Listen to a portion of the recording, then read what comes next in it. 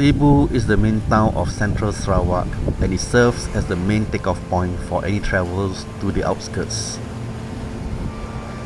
For this trip, my destination was to Durin Bazaar, and I let Google Maps to lead me whichever way it wants as long as it leads to Durin and back.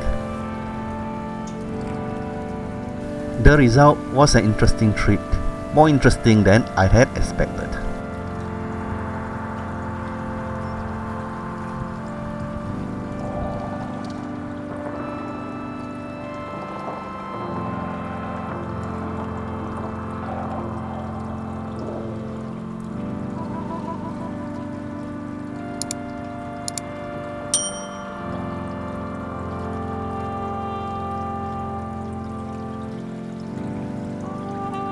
Within a few minutes of starting my drive, rural scenery has started to appear. Using the Pan Borneo Highway, it was a smooth drive and within 30 minutes, Durin Bridge came within sight. Completed in 2006, the length of this bridge is 1.19 kilometers. Initially a two-way bridge, a new bridge parallel to it was completed in 2020, making it a 4-lane bridge now.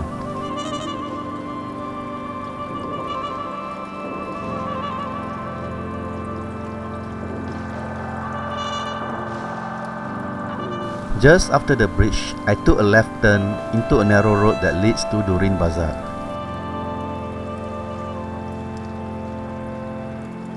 At this junction, turning left leads to Durin, while turning right leads to Kanawit.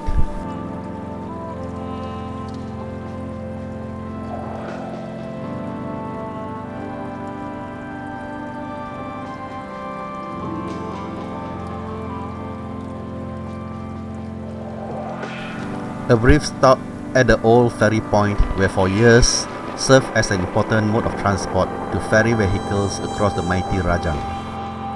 Those days, the wait time to board the ferry can be very long, especially during festive season.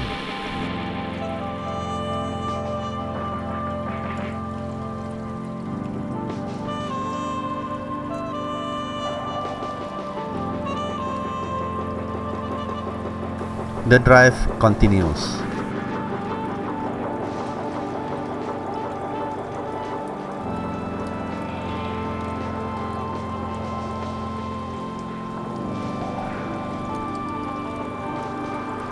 The scenery along the road was very serene with lots of fruit trees, especially durians. Unfortunately, it was not durian season.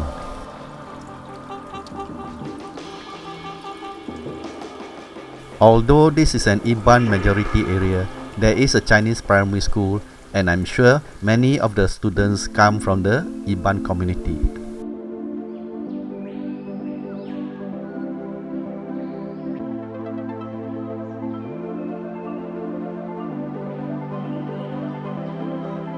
The road is narrow, but it is sufficiently wide enough for two cars to pass by comfortably.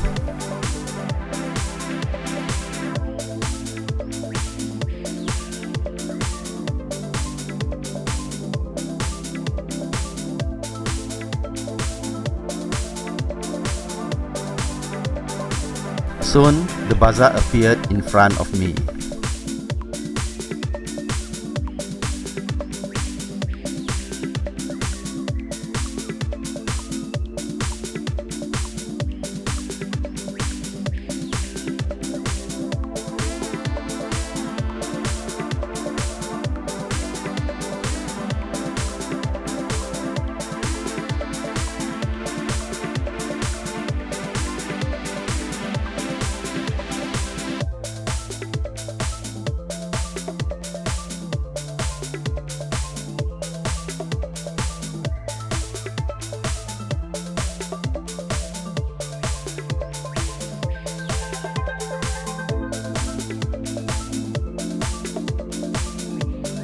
It was almost midday when I arrived and the bazaar was very quiet.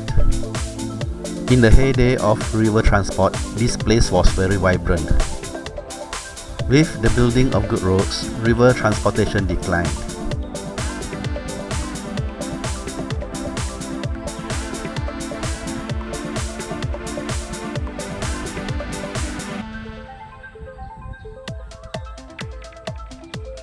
Today, it is a pale shadow of what it was during those days.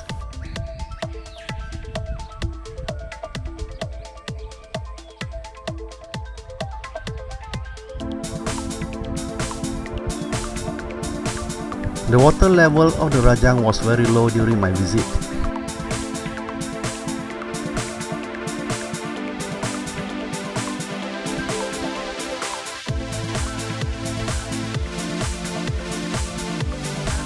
Durin Bridge can be seen a few kilometers away.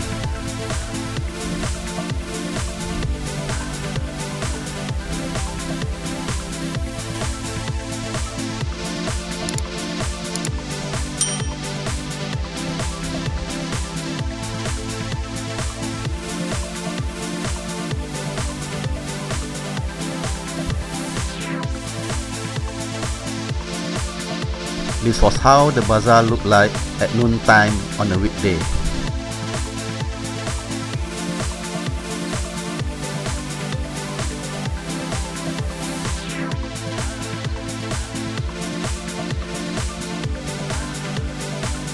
The 5-foot way in front of the shops is really 5 feet, I guess. It is narrow compared to those in Kuching or Sibu. What is also noticeable is that the shops are mainly sundry shops or coffee shops. It reflects the role played by the bazaar, be it in the past or present, mainly a bazaar to buy daily necessities and food.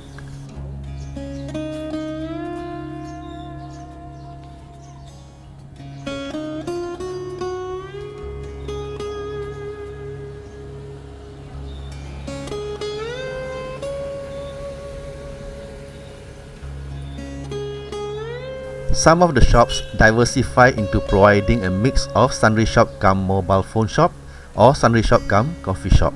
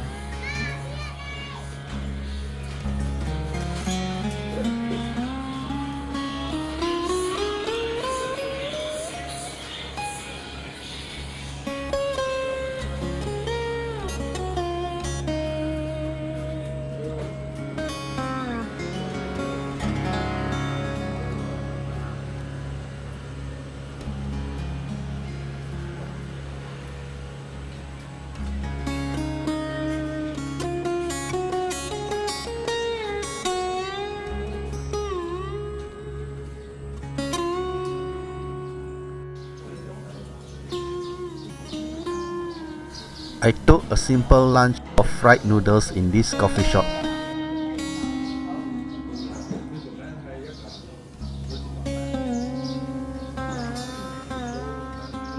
A group of locals relaxing and listening to some old Chinese songs. Interestingly, they were speaking in Iban.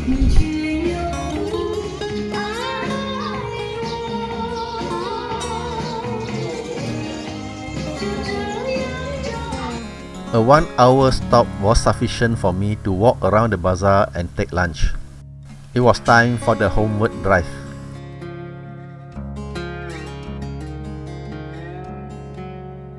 As mentioned earlier, I let Google Maps decide which way to take, and I was expecting it to bring me back to the Pan-Borneo Highway.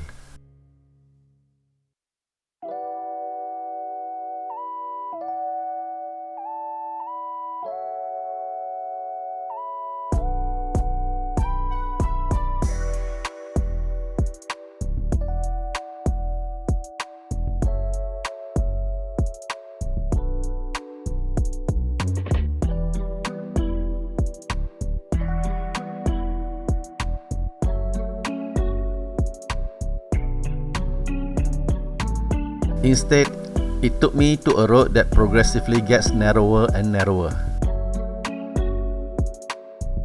The road got so narrow that each time an oncoming car approaches, I quickly drove to the side of the road and stopped to let it pass.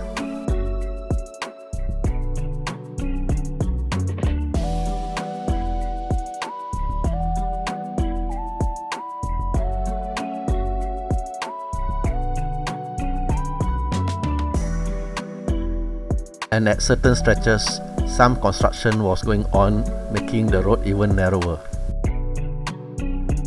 Fortunately, there were very few cars on the road, so the drive was not that bad.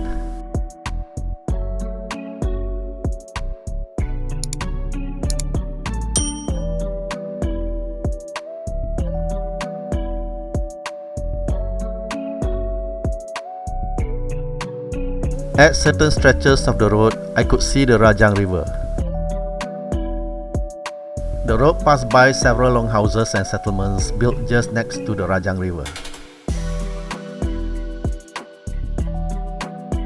I will try to come back and visit some of the long houses next time.